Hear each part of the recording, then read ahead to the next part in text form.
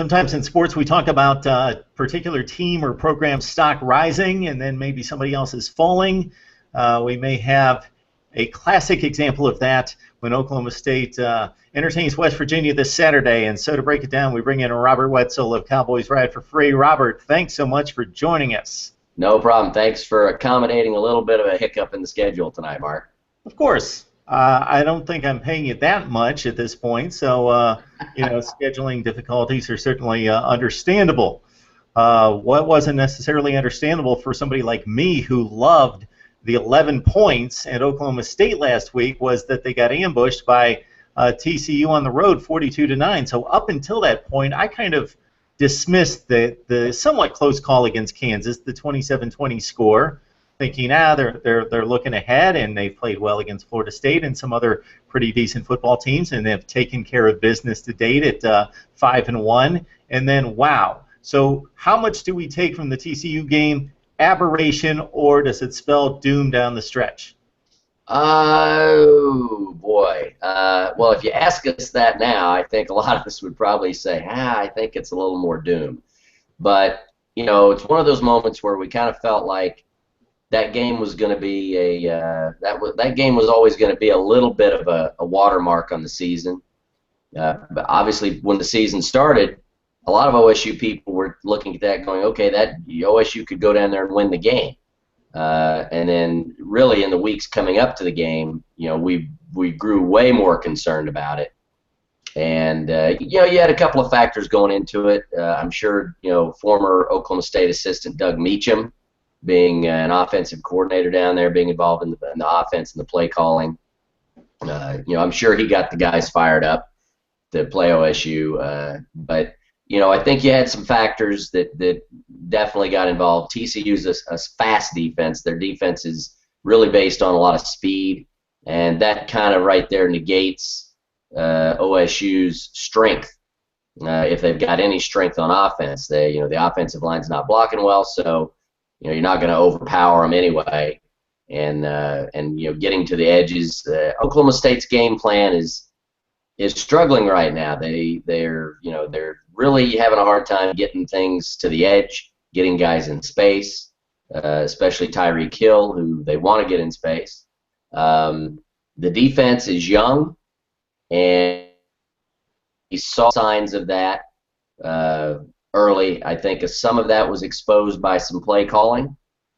There were a couple of, at least one in particular, where we rolled up in a blitz and left, a young freshman cornerback on an island, and he got burned for a long TD. You had another, time where we were actually in position, but kind of an inexperienced player, took the wrong angle, made the wrong decision at a moment, and that resulted in another long touchdown. Overall, I wasn't that upset with the defense, really. They were left out on the field, for a huge portion of the game. You can't, as an offense, at Oklahoma State's level, you can't have what happened in the second half happen. Where they just, I think they had 5 possessions, never crossed midfield, a couple of 3-and-outs. One series was ended on the first play with an interception.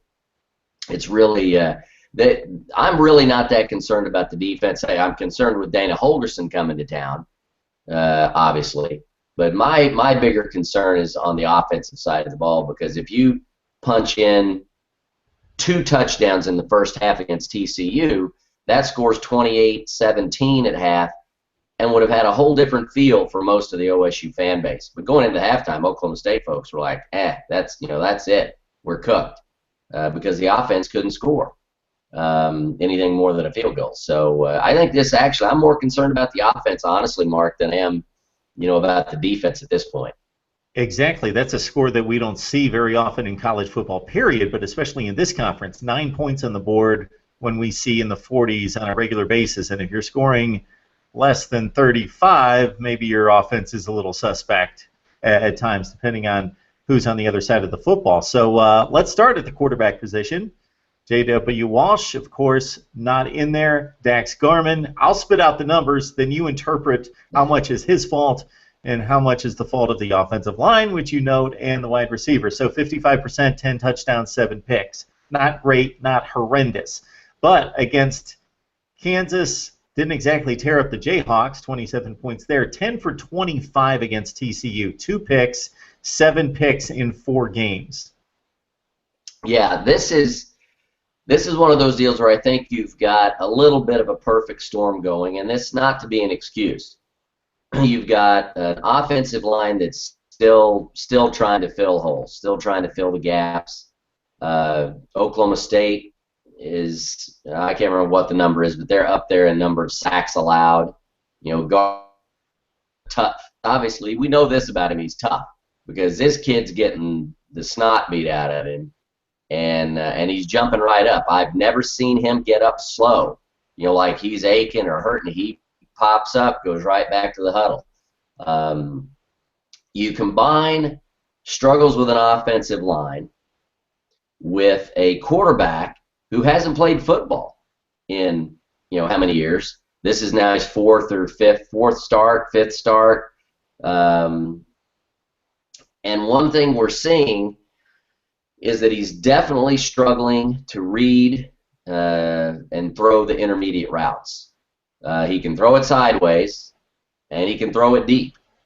But when it comes to reading at the line of scrimmage and then making some decisions, after the snap, he's really struggling in those intermediate, slants and seam routes that could have, in that moment against TCU, could have opened up the game possibly a little bit for the offense.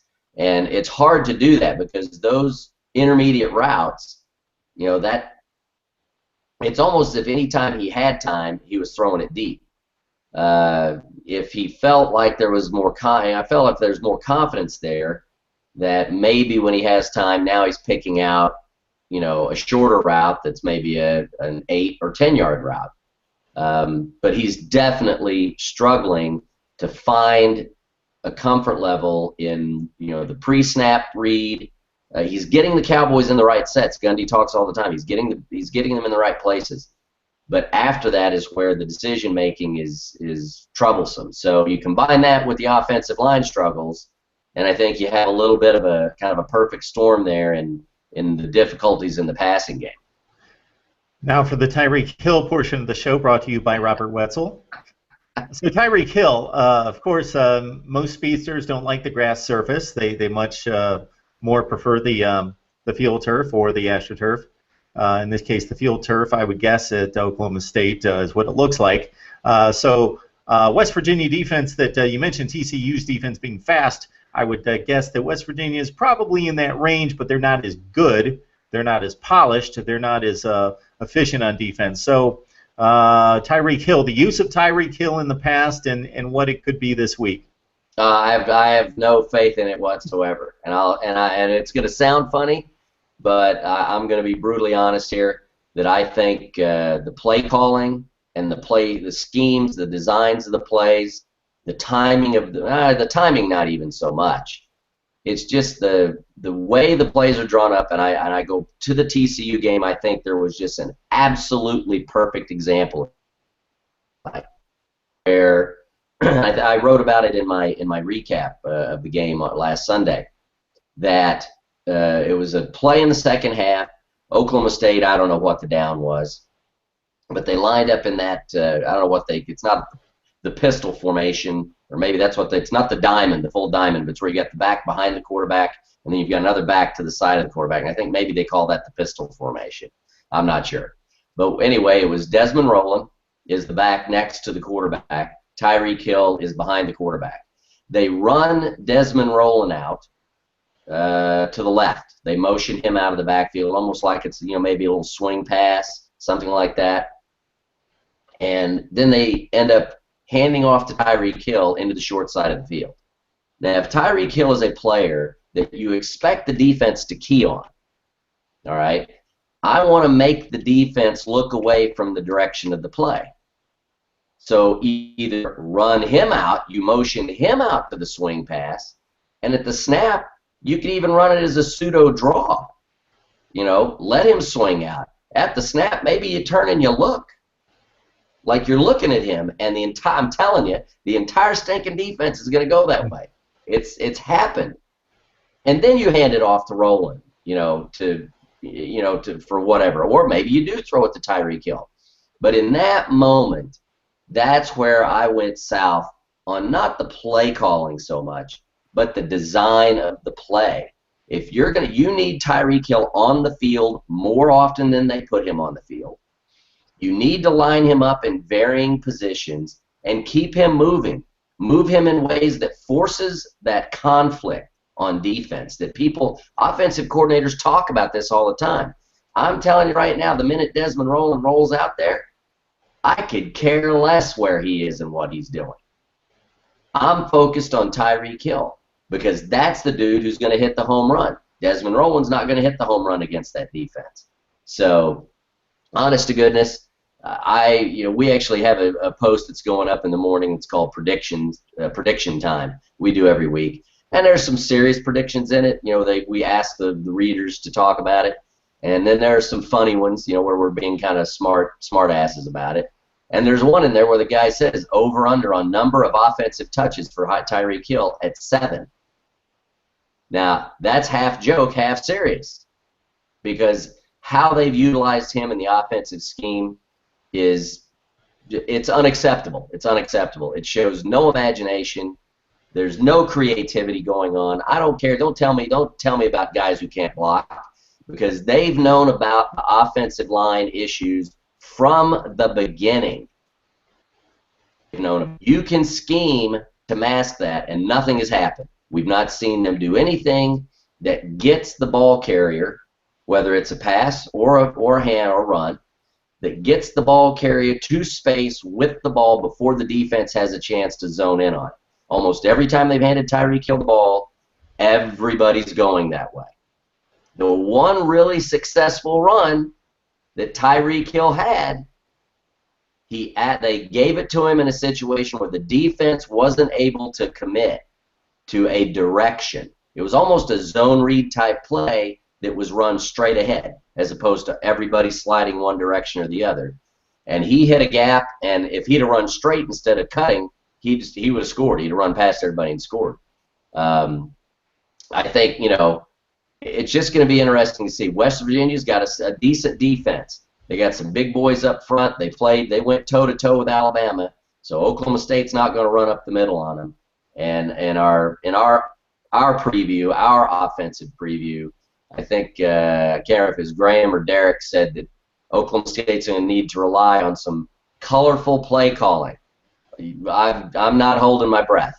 The proof's going to be in the pudding, and I'll need somebody else to taste it before I dive in. See, this is news to the rest of us who don't live and die with Oklahoma State football, because it's Mike Gundy, and I know that I don't know what his involvement is with the play calling, but in terms of the game plan, he should be heavily involved, and this is what he's known for, to a certain extent, is creating mismatches and utilizing his personnel on offense. Well, there was a very interesting article, and I can't remember, is one of the West Virginia publications. Don't remember which one. I just read it today. It was off of their SBN site, Smoking Musket. They had a link. And it talked about Dana Holgorsen and what West Virginia is doing this season, and it referred to Mike Gundy as being a big influence on that, and that he was an old-school, physical, play-tough type of coach. And if you think back about his history and how he got his opportunity, Gundy got his opportunity as the quarterback who wasn't going to turn the ball over. Okay, that's why he got the job. The senior was struggling. He did, the guy tells him, you go in there, you need to get us in the right plays, get the ball to the playmakers, and don't turn it over. Protect the ball. That's Gundy's mantra with any quarterback situation. That has been his mantra, and maybe a little bit of a shortcoming in his evaluating good quarterbacks. But also the fact that even if you look at Gundy's successful offenses prior to Dana Holgorsen coming in 2010, Gundy's offenses were predicated on an equal distribution of run and pass, and physical play up front. You didn't just pass protect. Where Dana Holgorsen played, his offense played physical, but always played pass protection physical. Gundy's offenses played physical going downhill. That's what he wanted, and that's his background. So it was very interesting to hear that, and to try to match that up with the struggles going on now, where you're 3 years removed, from you're 4 years almost removed from Dana Holgorsen's time, and in our Q&A, the guy asked me at the Smoking Musket, he says, is there anything going on at Oklahoma State right now that you still see that resembles, the impact that Dana Holgorsen had on the program? And my response was, I had kind of a jokey response, and then I basically said, this team hasn't scored a touchdown in over 6 quarters, an offensive touchdown in over 6 quarters. There's nothing anywhere in that you could find that remotely resembles Dana Holgorsen. Okay? So I said, you want our frustration with the offense right now? Imagine Dana Holgorsen, not with Tavon Austin, but with Tavon Austin with turbo boosters on his back, because that's what Tyreek Hill is. And offensively, he's had really virtually no impact at all. Statistically, even, you want to talk about it. He's leading the Big 12 in total, all-purpose yards, and the only reason he's doing that is because of the kick returns. So I don't know what we're going to see on Saturday. I think the fan base, if there's going to be any hope left just to get bowl eligible for the rest, looking at the rest of the schedule, we're going to have to see something. Even if they lose to West Virginia, you're going to have to see something that says this team's got a shot at maybe, not just beating a Texas team, which that's not a given, but maybe picking off one of those others, because you're looking at Kansas State, Baylor, and OU. Hooray. Yeah, so you just set us straight on Mike Gundy, because the heyday is 2010, 2011 with Brandon Weeden at quarterback, Justin Blackmon, Des Bryant, and throwing the ball over the place. That's perception. That's obviously overblown, because that came in big games and big spots, and right. That because of the sheer talent of the players on the outside moving on to the NFL, that became the thought process there of that's Oklahoma State football. Okay, right. Real quick before we let you go, Robert, just your take on this West Virginia team, because I think you hit on something. I was wondering, going to the Big 12, is this program going to continue the success they had as first independent and Big East team? They've been very consistent winners throughout their history, most notably under Rich Rodriguez. And then they, I guess, had an aberration last year, because 2 years, the first year in the Big 12, Geno Smith was throwing the ball all over the place, but the Big 12 beat them up. They won most of the non-conference games. And then they hit rock bottom, 4-8, 2-7 in the Big 12 last year. And then, wow, they come out against Alabama, and they're a different football team. They could tackle on defense a little bit. It's not a great defense, but they've upgraded significantly on defense. Clint Trickett at quarterback. They got this kid, Kevin White, 69 receptions, 7 touchdowns. So, pretty good football team. Yeah, I think the biggest difference, and I agree, we'll have our Q&A with the Smoking Musket folks will go up on our site tomorrow, and they spoke a little bit about this. This is year 4 for Holgorsen as the head coach, and they're in, here they are in the Big 12. This is this is the year. I mean, I would say for most coaches, you'd look at that 4th year, and I'd say if you're going to have success, this is the year I would expect to see something that resembled that. You've had plenty of time to get your recruits into the system. You have had plenty of time to get athletes that fit what you want to do into the system, and they are playing physical football up front on either side of the line, number 1. Number 2, Clint Trickett is healthy. The guy's plenty capable of tossing the ball around, and as their fans will say, this season's huge because his arm is actually attached, at the shoulder to the rest of his body, which it wasn't last year hardly. So, you've got a team that can spread the ball around, but if you think back to that Alabama game, They were physical up front on both sides of the ball. Alabama never, manhandled them in any way. And OU, had that OU's got a good offensive line and a beast of a freshman running back that took, just wore them down, I think, eventually.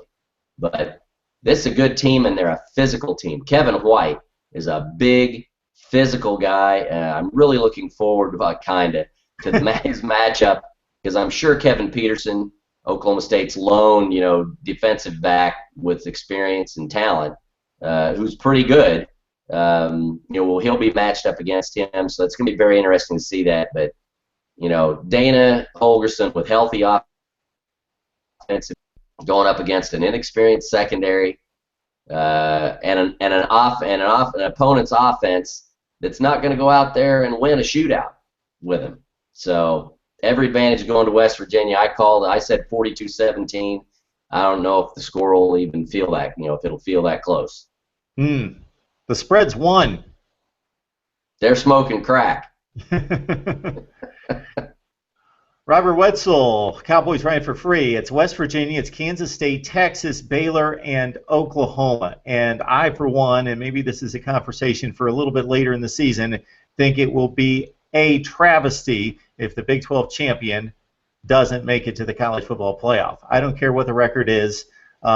You're penalizing parity, and I mean good parity, strong parity at the top of the conference with the Big 12 and most likely the Pac-12 as well.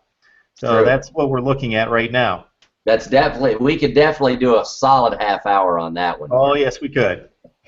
I love debating that kind of stuff. So, yes, we could. I don't know that it would necessarily be a debate, but it would be a good conversation. Yeah, right. Definitely on that one. So, Robert, thanks so much for making time for us and making way. We know you're busy, but always enjoy the Oklahoma State breakdown. No, it's always a pleasure. And, again, thanks for accommodating the personal nonsense tonight. I really appreciate it. I'm always open anytime you need a spot filled, game to come on.